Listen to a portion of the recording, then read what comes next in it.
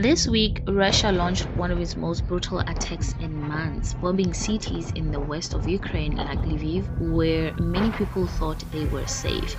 But why did this happen, and what is the war really about? Let's break it down clearly and simply.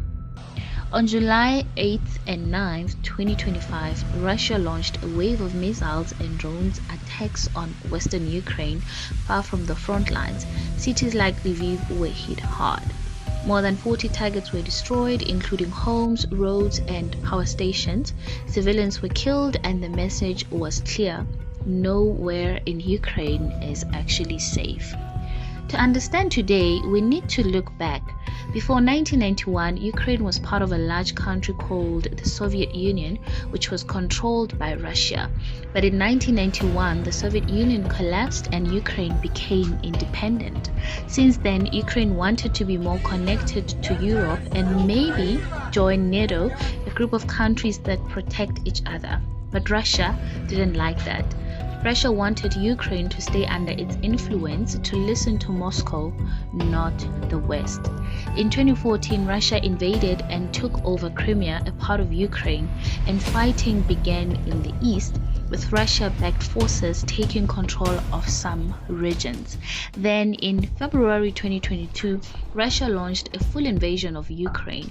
It said it was protecting Russian-speaking people, but most of the world saw it as an illegal invasion and a clear attack on Ukraine's independence. Ukraine refused to surrender. It said, "We are not part of Russia. We are a free country. We will defend our land." Since then, countries like the US, UK, and others have supported Ukraine with weapons, money, and training.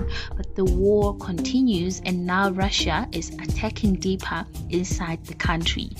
Western Ukraine, especially cities like Lviv, had been safer during most of the war, but these new attacks show Russia is trying to spread fear across the whole country. Experts say this could be Russia's way of punishing Ukraine and warning the world, we are not done yet. This war is about more than land. It's about freedom versus control. Russia wants to stop Ukraine from becoming part of the West. Ukraine wants to stay free, independent, and in charge of its own future. So what happens next? Will the world step in more, or will the war drag on into a fifth year? What do you think? Should Ukraine get more support, or should peace talks begin now? Let me know in the comments. If you want more world news explained simply and clearly, don't forget to like, comment, and subscribe. This is World Unfiltered, real news. See you in the next one.